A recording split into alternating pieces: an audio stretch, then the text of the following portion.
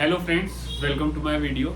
आज मैं आपको एक इम्पॉर्टेंट टॉपिक बताने वाला हूँ जिससे आपका जेई मेंस में मैथ्स में एक क्वेश्चन पक्का हो जाएगा। मैक्सिमम टाइम जेई मेंस में वो टॉपिक से क्वेश्चन आते रहते हैं। वो एक टॉपिक अगर आपने पढ़ के चले गए तो आपके 4 मार्क पक्के। लेकिन वो टॉपिक स्टार्ट करने से पहले हमें थोड़ा कुछ और भी डिस्कस करना पड़ेगा। तो सबसे पहले हम लोग वो डिस्कस करते हैं। जैसा आपको पता है हमारी क्लास कौन सी चल रही है, डिफरेंशियल इक्वेशन। उसी टॉपिक के बारे में हम लोग आज डिस्कस करेंगे और देखेंगे कि वो कौन सा टॉपिक ऐसा है डिफरेंशियल इक्वेशन में जहां से हमारे शॉर्ट एक क्वेश्चन हमारा बन जाएगा। ठीक है, तो चलो स्टार्ट करते हैं। लेकिन वो टॉपिक पे जाने से पहले हम पहले कुछ देखेंगे जिसकी हेल्प से हमें नेक्स्ट टॉपिक समझने में थोड़ी सी हेल्प हो जाएगी। तो पहले हम जो देखने वाले हैं वो है सोल्यूशन ऑफ डिफरेंशियल इक्वेशन। किसी भी डिफरेंशियल इक्वेशन का सोल्यूशन क्या होता है। ठीक है, तो फॉर एग्जांपल मैं कंसिडर कर लेता हूं differential equation x into d two y by d x square plus d y by d x is equal to 0। मैंने एक डिफरेंशियल इक्वेशन ली और यहाँ पे मैं क्या करने वाला हूँ, y की वैल्यू कंसिडर कर लूंगा, y is equal to log x plus c. ठीक है, तो जो लोअर क्लासेस में हम लोग पढ़ते हैं कि सोल्यूशन क्या होता है, उस इक्वेशन को सेटिस्फाई करता है। जैसे फॉर एग्जांपल कोई क्वाड्रेटिक इक्वेशन ले ली हमने, इज इक्वल टू 0 और यहाँ पे बोला कि x इज इक्वल टू 2 इसको सेटिस्फाई कर रहा है तो इसका सोल्यूशन है। x इज इक्वल टू 3 इसको सेटिस्फाई कर रहा है तो वो इसका सोल्यूशन है। सिमिलरली डिफरेंशियल इक्वेशन में भी वैसे ही होता है। y की ये जो वैल्यू है ये इस डिफरेंशियल इक्वेशन को सेटिस्फाई करेगी, इसलिए इसको बोला जाएगा सोल्यूशन। ठीक है, चाहे तो हम रख के देख सकते हैं। मैं आपको एक बार हिंट दे देता हूं इसकी शॉर्ट में कि कैसे y की ये जो वैल्यू है क्या करने वाली है, डिफरेंशियल इक्वेशन को सेटिस्फाई। तो यहाँ पे देखो x इंटू सेकेंड डेरिवेटिव ले रहा हूं मैं किसका, log x प्लस c का, प्लस यहाँ पे आएगा d by d x log x plus c। ठीक है, तो ये हो गया x और यहाँ पे एक बार डेरिवेटिव लेंगे तो एक डेरिवेटिव बाहर ही रहेगा, तो ये हो जाएगा 1 बाय एक्स प्लस 0 प्लस यहाँ पे क्या हो जाएगा 1 by x plus 0 is equal to, हाँ ये भी नहीं लिखते, देयरफॉर ये हो गया x इंटू, फिर से एक और बार डेरिवेटिव लेंगे तो ये हो जाएगा minus 1 by x square plus 1 by x रहेगा एज इट इज। तो अब क्या होगा इस सिचुएशन में, यहाँ पे ये x से x कट जाएगा तो ये बचेगा माइनस 1 बाय एक्स और ये हो जाएगा 1 बाय एक्स, जिसका आंसर कितना आएगा 0। ठीक है, तो हमने देखा कि कैसे हमने यहाँ पे y की वैल्यू पुट की इस डिफरेंशियल इक्वेशन में। तो डिफरेंशियल इक्वेशन का जो आंसर था वो क्या आया 0। मतलब हमने लेफ्ट हैंड साइड से स्टार्ट किया था और हमने राइट हैंड साइड शो करके बताया। इसका क्या मतलब हो गया कि y is equal to log x plus c इस इक्वेशन का सोल्यूशन है। अब बात ये आती है कि डिफरेंशियल इक्वेशन में जो सोल्यूशन होते हैं वो दो टाइप के होते हैं। ठीक है, y is equal to log x plus c, यहाँ पे जो सोल्यूशन है ये दो टाइप के हैं। एक होता है जनरल सोल्यूशन, ये इंपॉर्टेंट था आपको बताना, एक होता है जनरल सोल्यूशन। ठीक है, एक होता है पर्टिकुलर सोल्यूशन, पर्टिकुलर सोल्यूशन। अब मैं आपको बोल रहा हूं कि ये जो है y is equal to log x plus c general solution है। क्यों है, इस c की वजह से, इस कांस्टेंट की वजह से ये क्या है, जनरल सोल्यूशन है। कैसे, आप c की कोई भी वैल्यू ले सकते हो, आप c की जगह 0 लो, c की जगह 1 लो, c की जगह 2 लो, है ना। तो आपको क्या होगा, डिफरेंट सोल्यूशन मिलते जाएंगे। जैसा मैंने y की जगह पे फॉर एग्जाम्पल यहाँ से इसको रब कर लेते हैं हम लोग। फॉर एग्जाम्पल यहाँ पे क्या कर रहा हूं मैं, y is equal to log x और c की जगह ले लिया 2। दूसरा y is equal to log x plus root 3। तीसरा y is equal to log x minus root 7। चौथा y is equal to root x plus 1। तो ऐसे क्या हो रहा है, c की आप वैल्यू कंसिडर करते जा रहे हो तो आपको डिफरेंट सोल्यूशन मिलते जा रहे हैं। इसलिए इस कांस्टेंट की वजह से इसे क्या बोला जाता है, c वाले सोल्यूशन को क्या बोला जाता है, कांस्टेंट वाले सोल्यूशन को क्या बोलते हैं हम लोग, जनरल सोल्यूशन। अभी जनरल सोल्यूशन में से कोई भी एक वैल्यू उठा लेंगे अगर हम, तो उसे क्या बोला जाएगा, पर्टिकुलर सोल्यूशन। पर्टिकुलर सोल्यूशन में क्या होता है, जनरल सोल्यूशन की एक वैल्यू होती है जो हम पुट कर लेते हैं। ठीक है, ये भी एक अगर आप उठा लोगे √3 वाला तो ये भी क्या हो जाएगा, पर्टिकुलर सोल्यूशन। तो इससे क्या समझ में आ रहा है हमें कि किसी भी डिफरेंशियल इक्वेशन के जो जनरल सोल्यूशन होंगे वो इनफाइनाइटली मैनी होंगे। ये तो आगे आते जाएंगे ना, ये तो आप सो ऑन करके आगे बढ़ा सकते हो।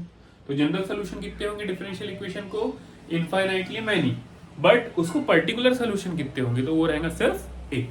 ठीक है, तो ये एक इंपॉर्टेंट कंसेप्ट था जो हमें एक्सप्लेन करना था आपको। तो अब उस टॉपिक पे आ जाते हैं जिसके बारे में हमने ये वीडियो बनाया है, जैसा कि आपने थंबनेल में देखा ही होगा। ठीक है, तो उस टॉपिक देखते हैं और समझते हैं कि वहां से कैसा आपका एक क्वेश्चन पक्का होने वाला है मेंस में। तो चलिए स्टार्ट करते हैं। जिस टॉपिक का आपको बहुत देर से इंतजार था कि वो डिफरेंशियल इक्वेशन का कौन सा टॉपिक है भाई, जिससे एक वो टॉपिक अगर हमने कर लिया तो हमारा एक क्वेश्चन तो फॉर श्योर होना ही होना है। ठीक है, मैं जिस टॉपिक की बात कर रहा था वो टॉपिक है linear differential equation of first order. ठीक है, ये टॉपिक है वो जिसके बारे में हमने स्टार्टिंग में आपको बताया था। ये ऐसा टॉपिक है जिससे आपका डिफरेंशियल इक्वेशन का एक क्वेश्चन फॉर श्योर सॉल्व हो जाएगा। अब इस टॉपिक में होता क्या है, देखो थोड़ा सा डिटेल में इसका एक थ्योरी देखेंगे पहले, फिर इसके ऊपर देखेंगे कि क्वेश्चन कैसे बना सकते हो। तो इसमें दो टाइप की डिफरेंशियल इक्वेशन होती है। एक तो होती है आपके पास dy/dx plus py is equal to q। इसका जो सोल्यूशन होता है वो होता है y into integrating factor is equal to integration q into integrating factor dx plus c। ठीक है, यहाँ पे ये जो p होते हैं और ये जो q होते हैं, ये दोनों क्या होते हैं, फंक्शन होते हैं किसके, ऑफ x के फंक्शन होते हैं। ठीक है, और जो if है, इंटीग्रेटिंग फैक्टर जो है if इज इक्वल टू, ये क्या होता है, e to the power integration p into dx। ठीक है, if का जो फॉर्मूला होता है वो ये होता है e to the power integration p dx। अब ये if होता क्या है, क्या करते हैं हम लोग, जब इस टाइप की इक्वेशन को हम सॉल्व कर रहे हैं और ये सोल्यूशन लेकर आ रहे हैं, तो यहाँ पे ये डायरेक्ट सॉल्व नहीं होती। यहाँ पे हमें क्या करना रहता, इसे एक फैक्टर से मल्टीप्लाई करना पड़ता है, सो दैट इसका जो इंटीग्रेशन है, इंटीग्रेशन आने के बाद, सॉल्व करने के बाद हमें सोल्यूशन क्या मिल जाए, ये मिल जाए। ठीक है, तो जब इस डिफरेंशियल इक्वेशन का सोल्यूशन हम ये लाना चाहते हैं तो हम क्या करते हैं, इस इक्वेशन को एक फैक्टर से मल्टीप्लाई करते हैं, वो फैक्टर को बोला जाता है इंटीग्रेटिंग फैक्टर। और ऐसा क्यों करते हैं, क्योंकि इससे मल्टीप्लाई करने के बाद ये इक्वेशन क्या हो जाती है, इंटीग्रेबल, मतलब उसका इंटीग्रेशन फिर हम फाइंड कर सकते हैं। ठीक है, तो इसका सोल्यूशन फाइंड करने के लिए हमें इसे इंटीग्रेबल बनाना पड़ता है, और इंटीग्रेबल बनाने के लिए हमें इसे एक फैक्टर से मल्टीप्लाई करना पड़ता है, जिस फैक्टर को बोला जाता है इंटीग्रेटिंग फैक्टर। ठीक है, तो ये सोल्यूशन होता है। दूसरी टाइप की जो इक्वेशन होती है उसमें वो होती है dx/dy plus px is equal to q। यहाँ पे ये जो दोनों फंक्शन होंगे p और q, ये किसके होंगे, फंक्शन होंगे ये ऑफ y। यहाँ पे x के फंक्शन थे, यहाँ पे y के फंक्शन है। ठीक है, इसका सोल्यूशन क्या होता है, इसका सोल्यूशन होता है x into integrating factor is equal to integration q into integrating factor into dy plus c। तो ये दो टाइप की इक्वेशन होती है जो बहुत इंपॉर्टेंट है, और मैक्सिमम टाइम जेईई में देखा जाता है, मैक्सिमम टाइम के क्वेश्चन यही टॉपिक से आते हैं। ओके, सो अब यहाँ पे इनको लर्न करने की ज्यादा कोई प्रॉब्लम नहीं है, बहुत सिंपल है। देखो जब यहाँ पे y रहता है तो यहाँ पे भी y आता है, और p और q x के फंक्शन हो जाते हैं, और इंटीग्रेटिंग फैक्टर में dx आ जाता है। सोल्यूशन में y के साथ if आता है, यहाँ dx आता है। अब यहाँ देखो, यहाँ जब x रहता है तो यहाँ x रहता है, ये दोनों y के फंक्शन हो जाते हैं, और यहाँ पे y की जगह x आ जाता है, और यहाँ भी dx की जगह dy आ जाता है। ठीक है, बाकी सब कुछ सेम रहता है। तो ये जो टॉपिक है ये बहुत इंपॉर्टेंट टॉपिक है, इससे ही आपको चांस है कोई टॉपिक पढ़ के जाओ या मत जाओ, लेकिन ये टॉपिक पढ़ के हमें फॉर श्योर एग्जाम में जाना है, सो दैट इसके जो क्वेश्चन हम इजीली बना ले। ठीक है, तो अब इसके ऊपर एक क्वेश्चन सॉल्व करते हैं और देखते हैं हम कि कैसे इस linear differential equation of first order का यूज करके हम मेंस के क्वेश्चन सॉल्व कर सकते हैं। तो एक मेंस का क्वेश्चन देखते हैं हम लोग। तो चलिए स्टार्ट करते हैं क्वेश्चन जेईई मेंस का, और देखते हैं linear differential equation of first order का यूज करके आप इस क्वेश्चन को कैसे सॉल्व करेंगे। तो क्या बोल रहा है देखो क्वेश्चन में सबसे पहले, let f be a differentiable function such that S dot T का मतलब है such that f dash x is equal to 7 minus 3/4 f of x upon x where x is positive, ये भी important है, and f of 1 not equal to 4, then limit x tending to 0 plus x into f of 1 by x is equal to, ठीक है। तो आपको एक function का derivative दिया है, x पॉजिटिव है बताया है, और x into f of 1 by x की limit at x tending to 0 positive क्या होंगी वो पूछ रहा है। एग्जिस्ट करेंगी और 4 के बराबर होंगी, एग्जिस्ट नहीं करेंगी, एग्जिस्ट करेंगे और 0 के बराबर होंगी, एग्जिस्ट करेंगे और 4/7 के बराबर होंगी। तो ये चार चीजें हैं चार ऑप्शन में, उस पर पूछा है। अब ये देखो बच्चे कहाँ कंफ्यूज होते हैं, बच्चे कंफ्यूज हो जाते हैं इक्वेशन को देख के, सर इसका क्या करें, ये तो नहीं बनने वाली। अरे भाई कुछ नहीं है, वो f डैश x का मतलब होता है derivative of f is equal to 7 minus 3/4 f of x upon x, ठीक है, सिंपल हुआ। अब हम लोग जब फंक्शंस पढ़ते हैं तो उसमें देखते हैं f ऑफ x की जगह पे आप क्या लिख सकते हो, f ऑफ x की जगह पे आप लिख सकते हो y, तो dy by dx is equal to 7 minus 3/4 f of x की जगह पे y अपॉन x, ठीक है। अब क्या करो, 7 को राइट में रहने दो और ये जो माइनस वाला टर्म है उसको लेफ्ट में शिफ्ट करो, तो therefore dy by dx plus 3/4 y upon x is equal to 7। ये आ गई हमारी लीनियर डिफरेंशियल इक्वेशन। देखो कैसी है ये, dy बाई dx प्लस ये यहाँ पे y आना चाहिए, y को छोड़ के जो भी रहेगा ये सारा क्या रहेगा p is equal to q, so dy by dx plus py is equal to q। तो यहाँ पे जो p है वो कितना है 3/4x है, और q जो है वो कितना है 7। तो ये ऐसे लिख लेना, इजी पड़ता है हमें, इसकी हेल्प से क्वेश्चन हमारा इजीली सॉल्व हो जाता है। तो अब देखो dy बाई dx है तो if निकाल लेंगे, if क्या हो जाता है e to the power integration p dx is equal to e to the power integration p कितना है 3/4x dx। अब यहाँ पे is equal to e to the power 3/4 integration किसका आएगा 1/x dx is equal to e to the power 3/4 कितना हो गया ये log x, ठीक है, क्योंकि 1/x का इंटीग्रेशन क्या होता है log x। अब आगे देखो नेक्स्ट स्टेप में क्या कर सकते हैं हम लोग, नेक्स्ट स्टेप में ये होगा, नेक्स्ट स्टेप में हम लोग ये कर सकते हैं कि is equal to e to the power log x to the power 3/4, log की प्रॉपर्टी होती है जो लॉग के सामने रहता है वो उसके एंगल के पावर में आ जाता है, तो ये पावर में आ गया। अब e के पावर में log है तो कैंसिल हो जाएगा, तो सिर्फ बचेगा यहाँ x टू द पावर 3/4, ये क्या आ गया, ये आ गया if।